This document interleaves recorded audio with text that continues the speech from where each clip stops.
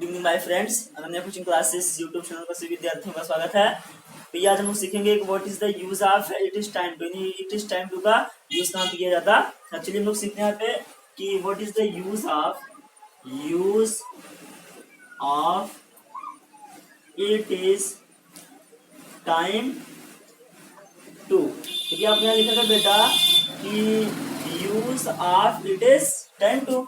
आपको मैं यहाँ पे लिख बता रहा हूँ कि use of it is time it is time to का यूज कहाँ पे किया जाता है। कोई भी आज पूछता है what is the means of it is time, यानी इट इज टाइम टू का मतलब क्या होता है आप बताइए। यह समय है, यह आप लिख सकते यही समय है, समय है, ये इसकी हिंदी होती है।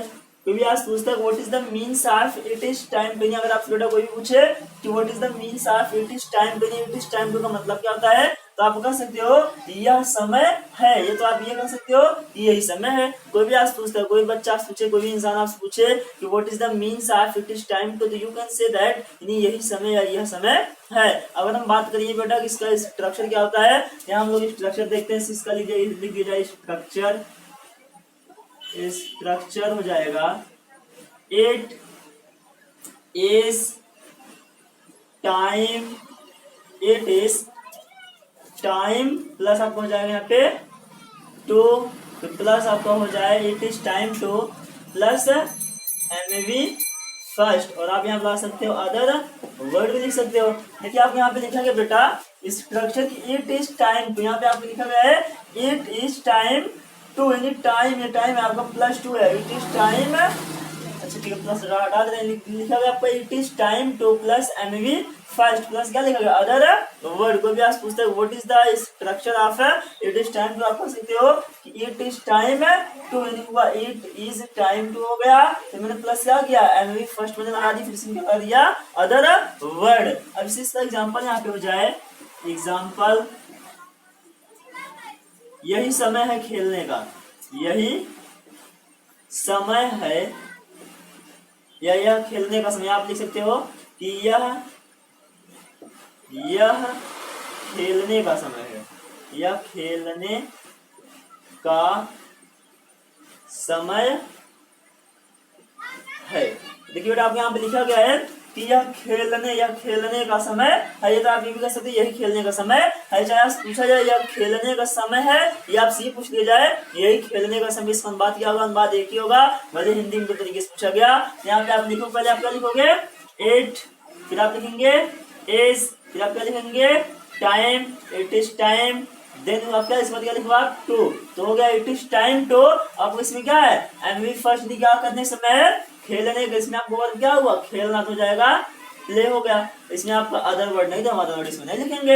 यहाँ बेटा आपको हो गया कि यह खेलने का समय है। चाहे आपसे ये पूछा जाए यह खेलने का समय, या तो ये पूछ लिया जाए यही खेलने का समय है, तो उसका अनुवाद हो जाएगा it is time to play. अब इसमें यहाँ पे हम दूसरा एग्जाम्पल देखिए, बी यह पढ़ने का समय है, यह पढ़ने का समय है। ये तो बेटा इसको हम ऐसे ही पूछ सकते हैं या ऐसा भी लिख सकते हैं यही पढ़ने का समय है। चाहे बेटा आपसे ये पूछा जाए यह पढ़ने का समय है, या आपसे ऐसा पूछ लिया जाए यही पढ़ने का समय, दोनों का बात क्या होता है एक ही हो जाएगा। आपका नियम क्या लिखा गया है इट इज टाइम टू, पहले आप क्या लिखेंगे इट इज टाइम, हो गया आपका इट इज टाइम, तो आप क्या लिखेंगे टू, यानी इट इज टाइम टू, आप क्या हो जाएगा प्लस एमवी फर्स्ट, इसमें आप लिख देंगे क्या पढ़ना क्या होता है रीड हो गया, यहाँ पे आपको हो जाएगा रीड, यानी आपको लिख दिया it is time to read. यहाँ पे आपको सी एग्जांपल दे दिया जाए, यही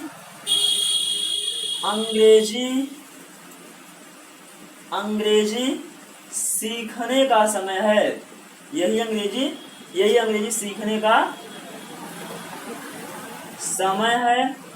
ये तो बेटा ऐसा भी कह दिया जा सकता है कि अंग्रेजी सीखने का यही समय है, जैसे आप लिखा गया यही अंग्रेजी सीखने का समय। चाहे आपसे ऐसा ही पूछा जा सकता है कि अंग्रेजी सीखने का यही समय है, तो यह समय। अब जैसे आप लिखेगा पहले क्या लिखेंगे it is time to, it is time to.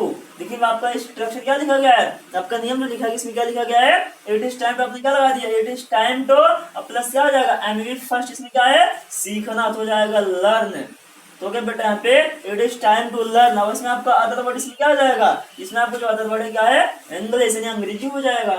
तो आपका हो गया it is time to learn English.